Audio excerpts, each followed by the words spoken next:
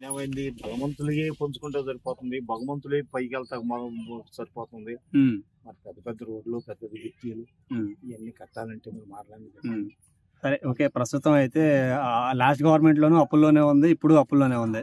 ఈ అప్పుల ఊబులో నుంచి బయట తీసుకొచ్చే ఈయనకి ఇది ఉందా, సత్తా ఈయనకి ఉంది అంటారా చంద్రబాబు నాయుడు? చంద్రబాబు నాయుడుకి ఉంది.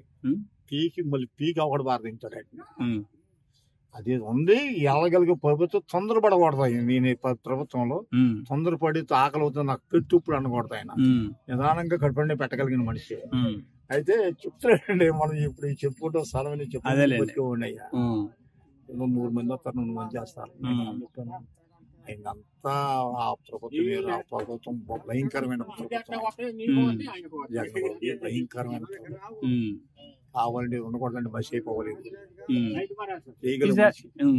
ఆయన పేరు చెప్పు చేసుకుని బతికే వస్తాడా ఈసారి మళ్ళీ జగన్మోహన్ రెడ్డి ఫామ్ లోకి వస్తాడా? గవర్నమెంట్ స్థాపిస్తాడు. ఇప్పుడు అందులో సగం ఓట్లు పడ్డాయి, మెరుగు పడ్డా 3 వంతుల్లో 2 వంతులు పడ్డాయి, నీకు గెలవలేడండి. వాడిపోయిన దాని మీద ఓట్లు ఎక్కువ పడ్డా ఎట్లా వస్తాడు చెప్పండి?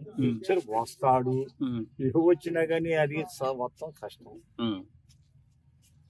ఇట్లాగే రస్తలు కలుగుతాయి. ఆయన ఒకటే మాట అంటున్నారు జగన్మోహన్ రెడ్డి, నేను లాస్ట్ టైం ఉన్నప్పుడు కార్యకర్తలను పట్టించుకోలేదు, ఈసారి కార్యకర్తల మీద కూడా నేను పట్టించుకుంటాను, ప్రజలను పట్టించుకుంటాను అని చెప్పని అంటున్నారు. ఆయన ఏం పని పథకాలన్నీ పెట్టండి.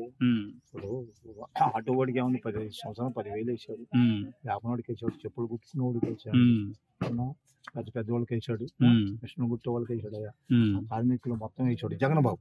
అది అవును. ఏది ఆళ్ళ కట్టినాడు కట్టాడు, ఏం పనికిరాడు కట్టాడు, 3 స్టేర్లు కట్టేశాడు. ఆయన పీక్కున్నారు, చేశారు. ఇప్పుడు మొన్నటి దగ్గర కదండి ఇళ్ల స్థలాలు నెత్తిన గుడిసెలు, ఆకారం గుడిసెలు అయినోడికి, నీళ్ళైనోడికి గుడిసి మన 3 స్టేర్లు ఉన్నోడుకుండి, ఏం నేల మీద బతుకున్నాడు, నేల మీద బతికి ఉండాడు, అదింటూ ఉన్నాడు, అదింటూ ఉన్నాడు, బయటికి రాలా. బాగా బలిచినాడు, ఇగో స్టేర్లు కట్టిన లేబర్ స్థలాలండి. మాయసండి చెప్పులు కుట్టి నేల మీద కుక్కున్నోడికి ఏం రాలేదండి. ఈ రెండింటికి తేడా ఏంటి అంటే, ఒక ముక్కలో ఏం చెప్తారు? ఆ గవర్నమెంట్ కి గవర్నమెంట్ కి తేడా ఏంటంటే ఏం లేదు, ఒక ముక్కలో తిన్నాడు ఆయన, వెళ్ళిపోయాడు. ఈయన పరిపాలన బాగా చేస్తే ఉంటాడు, లేకపోతే ఆయన కడ ఆడ బతుకాడు అంతే. అంతేనండి. కోటేశ్వర గారు ఏం చేస్తుంటారు మీరు? పెన్షన్స్ వస్తున్నాయి మీకు నెల నెల? ఎలా ఉంది ఈ గవర్నమెంట్ వచ్చాక?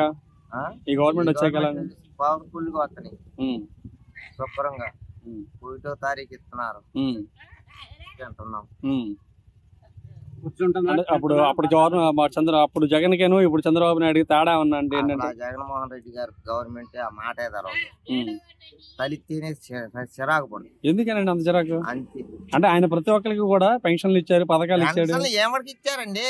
అప్పుడు చంద్రబాబు నాయుడు గారు ఉండగా 2012 నుంచి 19 వరకు ఆ 3 ఏళ్ళే, ఆ 19లో నుంచి ఇప్పుడు మా 24 వరకు ఆ 3 ఏళ్ళే ఇచ్చాడు ఆయన. నాకు చంద్రబాబు నాయుడు గారు ఇచ్చిన పెన్షనే ఆయన ఇచ్చాడు, ఏం రూపాయి పెంచలా.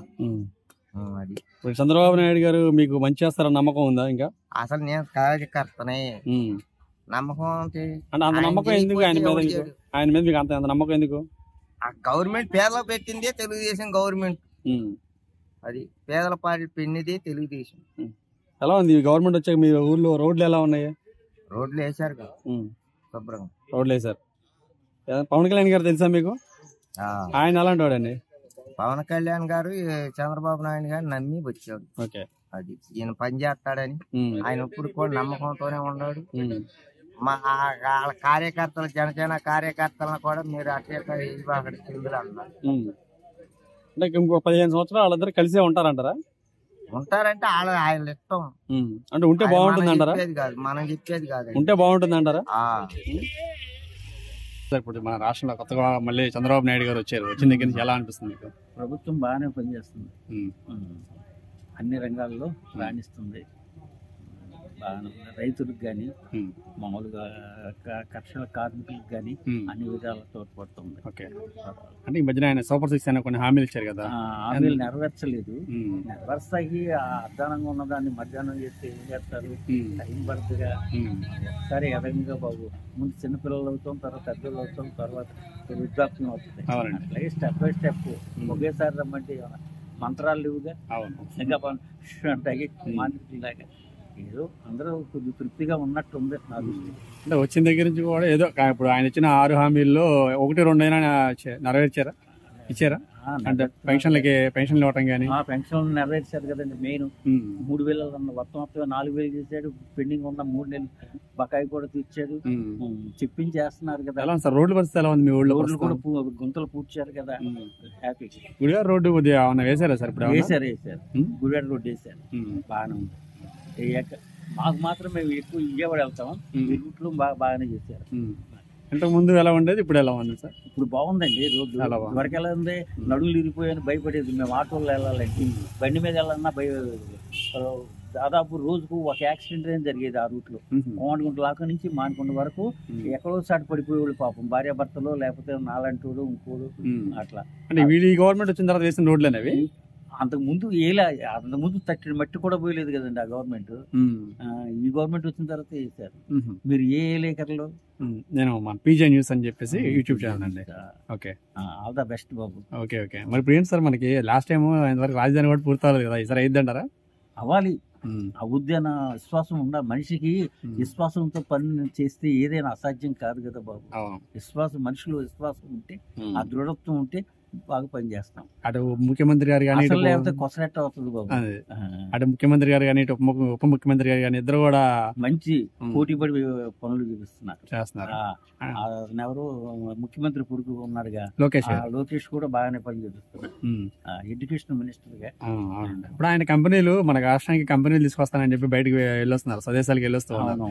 తీసుకురాగలరంటారు? ఆయన తీసుకొస్తారు, ఆ సామర్థ్యం ఉంది. వరకు తీసుకొచ్చారు కదండి, తీసుకొచ్చినగా పంపించేసింది వెనక్కి. ఇప్పుడు ఆ సామర్థ్యం ఉంది, బాగానే ఉంది. ఈ నెల పనిచేస్తున్నారు సార్ పవన్ కళ్యాణ్ గారు, ఉప ముఖ్యమంత్రి గారు. ఆయన కూడా బాగా పనిచేస్తున్నారు అన్నమాట. ఆయన కూడా నిలబెట్టుకుంటున్నారు. ఆయన వచ్చాక ఇప్పుడు ఏదో కొద్దిగా పల్లెటూరులో పల్లె పండగ అని చెప్పేసి రోడ్లు వేయడం, సీసీ రోడ్లు వేస్తున్నారని చెప్పని అన్నారు. నిజమేనా? చేస్తున్నారు, పనులు వర్క్ సాగుతుందంట. ఓకే.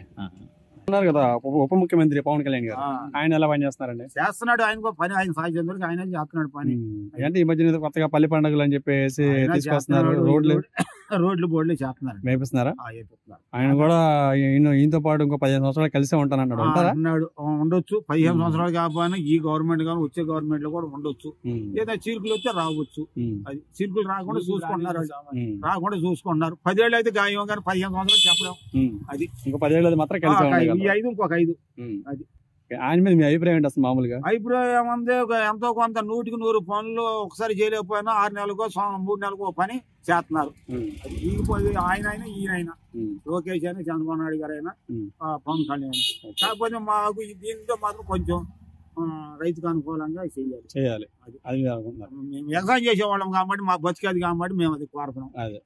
ఏంటి సార్ మరి ఈ మధ్యన వరుసగా అరెస్టులు చేస్తున్నారు కదా? అరెస్టులు అంటే వాళ్ళు చేసిన దురాఘాతంగా అరెస్ట్ చేస్తారు. వాళ్ళు చేసిన దురాఘాతమే చేయొచ్చు. అంటే తప్పు చేశారు కాబట్టి చేయొచ్చు, వాళ్ళకి శిక్ష కూడా చేయొచ్చు.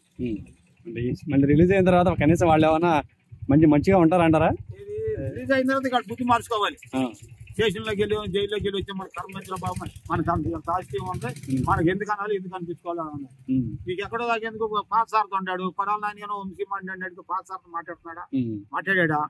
బెంగళూరు ఎమ్మెల్యే వెళ్ళి మన నూజివాడ వేసి గెలిచాడు. అతను మాట్లాడే పక్కుల ప్రకారంగా మాట్లాడతాడు, కానీ ఎక్కువ తప్పులు మాట్లాడడం. కాబట్టి అతను ఎక్కడ వేసినా గెలుతున్నాడు. మరి నూజివాడ గెలుతుందేంటి?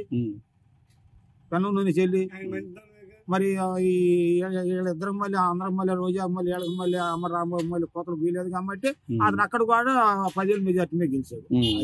అంటే ఈయన ఇప్పుడు అంబటి రాంబాబు గారు అన్నారు కదా, ఈ అంబటి రాంబాబు గారు మొన్న మీరు తెలుగుదేశం పార్టీ ఆవిర్భావ సభ జరుపుకున్నారు. మన 43వ ఆవిర్భావ సభ.